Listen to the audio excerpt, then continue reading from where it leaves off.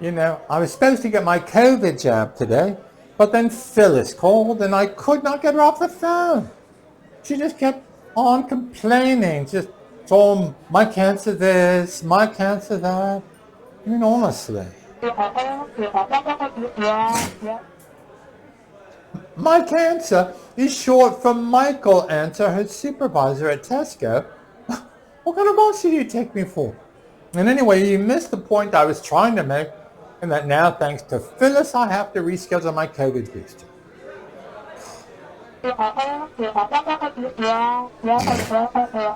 Your brother-in-law told you vaccines do that, and you believed him? Why? It's not a real doctor. No, tree surgeons are not real doctors. Do you not know how vaccines work? Well, come to my lab, and I'll show you how they work. Just wait for the dissolve.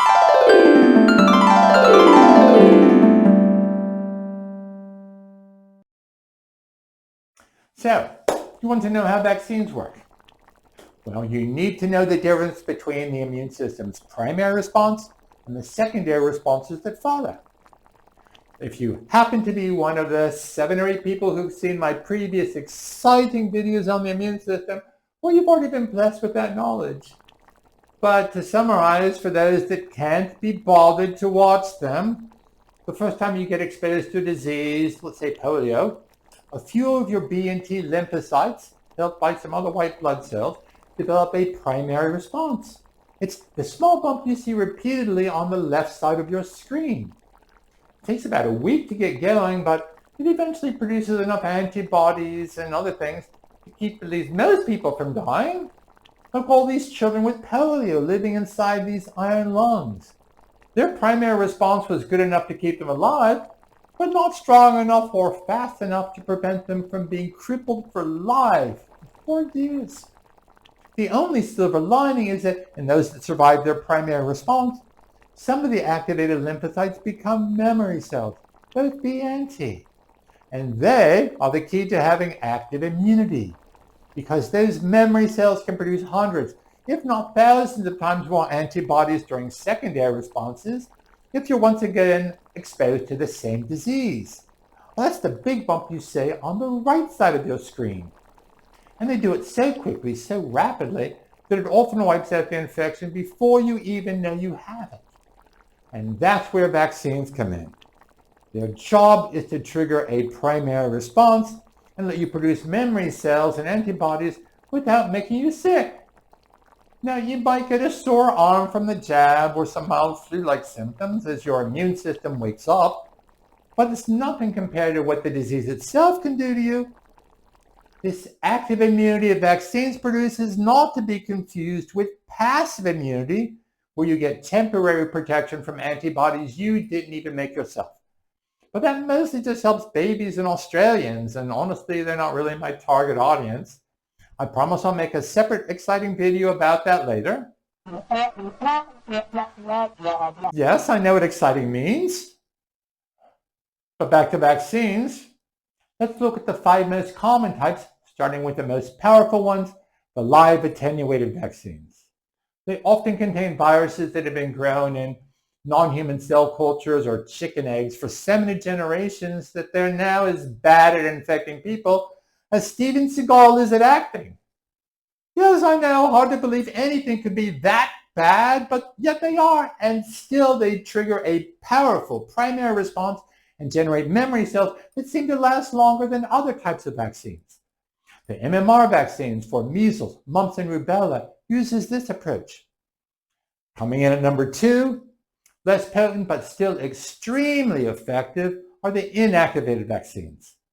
They contain dead viruses or bacteria, so there's no chance at all they could cause a real infection. Seasonal flu vaccines tend to fall into this category, as do vaccines for polio, rabies, hepatitis A, others. Thirdly, we have subunit vaccines that just contain a tiny piece of the virus, like the spike proteins of the COVID virus used in the Novavax vaccines. Also used in vaccines for hepatitis B, HPV, herpes, and other diseases that fun people tend to get. The only downside to them is that they tend to need booster shots more often than other types of vaccines because the memory cells they produce seem to be short-lived, like I thought my first husband would be. Anyway, all of those methods provide your immune system with the viral antigens, but there are newer methods that have your own cells make the antigens.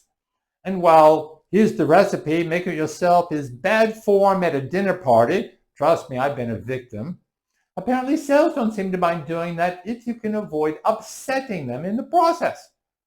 But everything seemed to upset them until that very tricky problem was solved 20 years ago by doctors Carrico and Weissman. They were awarded the Nobel Prize in Medicine in 1923, in part because the mRNA, messenger RNA vaccines for COVID that they made possible have saved millions and millions of lives. Every medical university and organization on the planet loves and supports mRNA vaccines, not just because of their proven safety and efficacy, but because they can be modified quickly during a pandemic. They require no cell, no viral culture, and they show promise in treating cancers as well. Sadly, there are some people and politicians that are even more scared of them than they are other types of vaccines. But the rational medical community sees them as the wave of the future, and rightly so. Now, the last of the common make-it-yourself techniques, one that's been around since the days of disco, is to package the DNA that codes for the antigen you want produced inside the shell of a different virus. These are the viral vector vaccines. I call them the Vivivas. Nobody else does, but I'm sure it will catch on in time. There are some COVID vaccines that use this technique, and some extremely important vaccines for Ebola as well. And now I love them because it takes the virus's best weapon, their ability to infect cells, and flips it around, uses it against them. I mean, what's not to love about that? It's like medical karma. So, that's how vaccines work. Let's go over what happens to you should you tend to take your doctor's advice and get one yourself. Well, the moment the needle goes in your arm, your general innate defenses just automatically kick in, and one of their jobs is to slow down the spread of what they mistakenly believe is an infection by triggering some degree of inflammation. It might not even be noticeable. It might make your arm hurt a bit, and some of the chemicals released, cytokines they call them, might make you feel like you're coming down with a bit of the flu for a couple of days. But after that, you get back to feeling your old self again, even while your activated B and T cells are ramping up a primary response inside your lymphatic system. They will grow in numbers and produce antibodies that are expecting to attack real viruses. Only there won't be any, of course, and they will flood every corner of your body looking for them, every nook and cranny, and you'll never even notice them.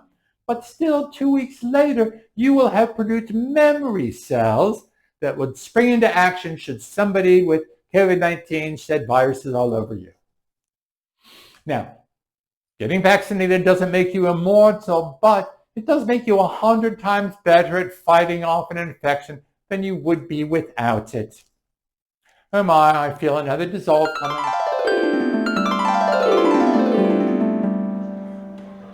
Can I get another martini, please? Cheers for that. You know, it doesn't make the papers anymore, but COVID-19 is still out there killing people. 40 to 60,000 Americans, just this past year alone. Do you really want to risk becoming victim number 60,001 because some idiot with no medical background at all has made you afraid of vaccines? Oh God, I hope you're smarter than that. It breaks my heart to see anyone suffer needlessly. Well, I did say suffer needlessly.